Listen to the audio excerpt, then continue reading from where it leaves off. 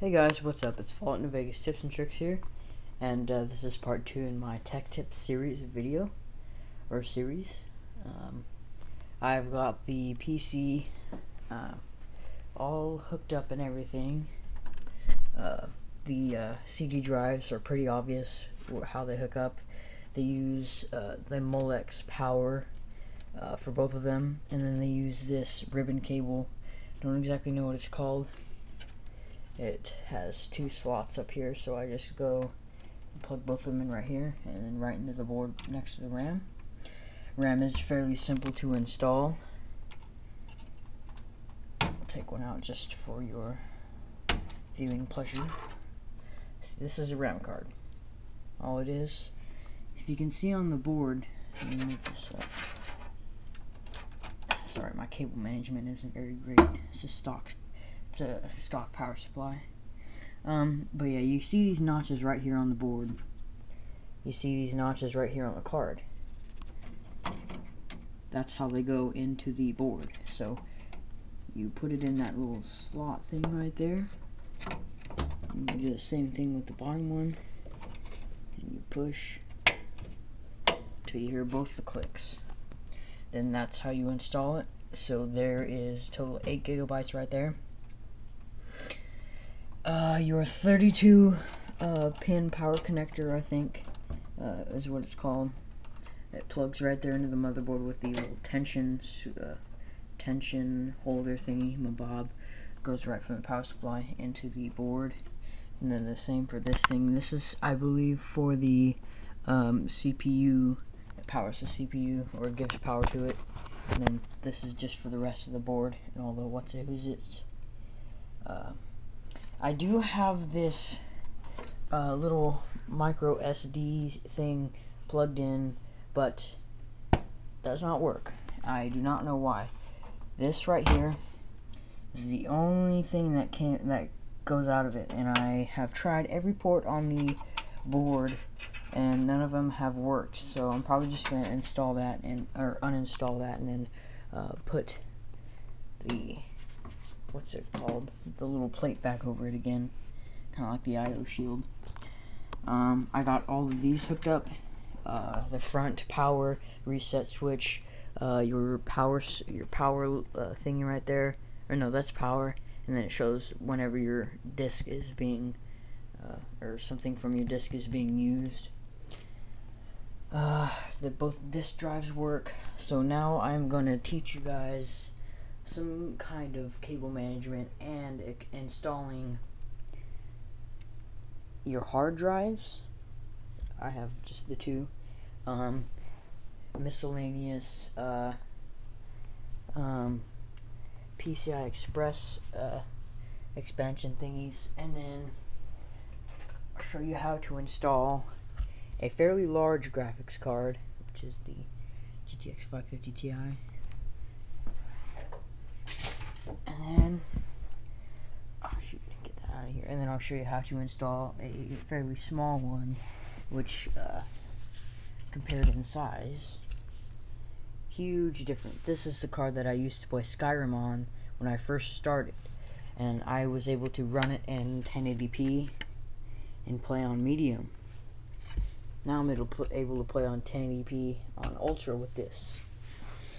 So I'll show you how to do that in the next clip. Okay, so now I'm going to show you guys how to install a larger 2 or plus pin, 2 plus one of these things, graphics card, which was the main one that I use right here. Okay, so you see this right here. This is your PCI Express. Mine is 2.0.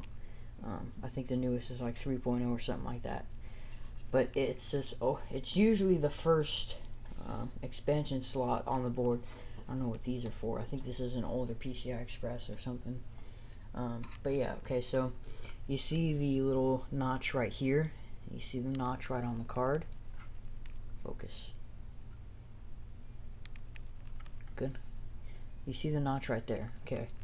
You're going to want to put it exactly like that. And then firmly press down until you hear that latch right here lock right up there on the side. And then you're going to want to grab a screw And I always do the bottom one first, so I don't have to hold it in.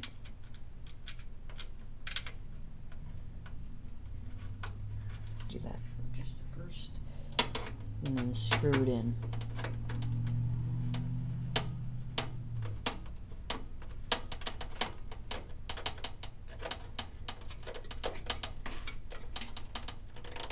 Make sure it's nice and firm. And then you do the top one next if you want to be really safe, but this bottom one is fine for me. Now this card can do SLI, but my motherboard can't, so I'm kind of in a shitty situation. That, as you can see here, the only leftover slots on my board are the kind of like a reversed graphics card slot. That's where the audio card, networking card, etc. go.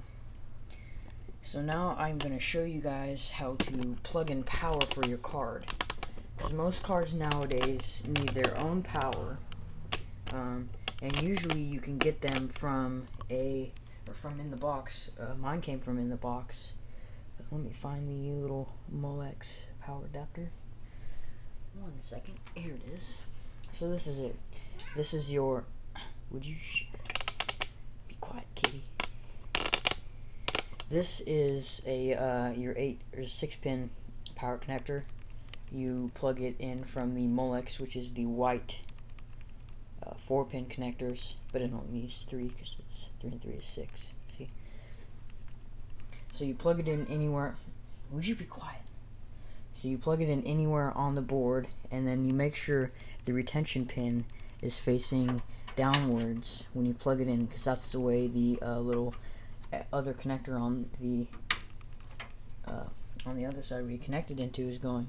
So now you plug it in to oh god, that's blurry. So there you go. You plug it into your Molex. Kind of a bitch to plug in. There you go. So now you have power for your card from the board. And see, it comes with a female and a male. So if you don't have a male, you have an extra a female one there to plug it in to another one. So now I'll show you guys how to plug in and correctly install your hard drives into your bays on your computer. Okay, so now you're going to want to grab your first drive. My first drive is my 750 gigabyte boot drive, which is I have my Windows files and everything on there. What I like to do first is I like to connect everything from around the back right here, and then put it up through here, and then connect it, and then put it in this way, so there's no wires going out from this way. So let me give you an example. Sorry for my messy system. This case isn't all that big. So you're going to want to find the first SATA 1 on your motherboard, which for me is right below my graphics card. Okay, so I don't know if you guys can see this if I zoom in. Motherfuck, that's blurry. Want to autofocus much? There we go. No. Okay, so here is my no, this one. Here's my SATA 1, which is my boot drive. Whatever you have into this one, it boots from this drive. So if there's no Windows files, it won't boot. So make sure your drive that has Windows on it is plugged to SATA 1. Okay, so now let me zoom out. Be quiet. Be quiet.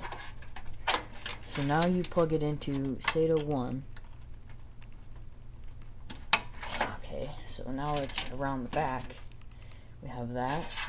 So now we grab a SATA power from above.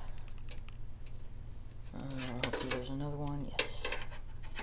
Okay, so let me drag this around the back.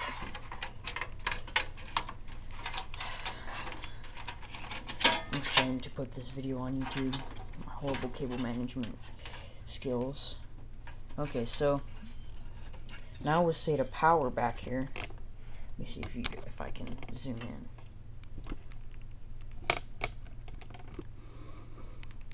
Okay, so there we go. See, you have your SATA power right here, which is the black one, and then your SATA data. Gonna want to plug SATA data in first to the SATA data input. So if you can see that there's like a little L shape, like a L, like a backwards L right there. On the hard drive, there's also that little thing. So you gotta make sure it's the right way. There you go. Make sure it's plugged in, and then make sure your cat stop whining. So, and then after that, you're gonna wanna. Hold on, let me do this part off camera. Okay, so now that you got your first hard drive plugged in, you're going to want to plug in your SATA 2 for your second drive, which if you're building a gaming PC, which is pretty much what this Tech Tips series is all about, getting new people to, or showing them how to build their new gaming PC if they just bought parts instead of buying a stock computer, which buying parts is extremely smart. You save so much more money, because you get more bang for your buck when you buy parts separately and then build it. So again, you're going to want to redo this step. So you're going to plug the little backwards L into, oh, had it wrong. Shit happens. Just plug that in. And then you're going to want to grab your SATA power, plug that in, and then you're ready to go. Hold on one second. I gotta grab some Scotch tape. Alright, so now you got your hard drives plugged in. I'll explain why you will need 2 drives. Okay, so my situation is kind of backwards from how it should be. You should have the like the 250 gig, which is this bottom one right here. You should have that for Windows, and only for Windows. Because Windows is like, I think all the files combined, everything for Windows is like something around 50 gigabytes. Now that's just what I know. Don't quote me on that. And then updates and all that, downloads and everything. You should use just one drive for your boot drive. You should use a bulk drive for your downloads, games, etc. Because there's more space on it, and usually bulk drives are kind of, I don't know if they're faster or the same speed as boot drives, but a really good situation if you have the money is to buy an SSD, which is a solid state drive, and then put Windows on that, because then you'll boot up so fast. And then if you have SSDs for games and everything, then you'll be a beast machine, because everything will load quicker and everything will just be a lot faster. So that is pretty much it, actually. It only took 2 parts to get you guys going on your new PC. I'll be doing some software, how-to softwares, as in like Fraps, Steam, all those kind of game platforms. I'll go over Fraps in the next software video.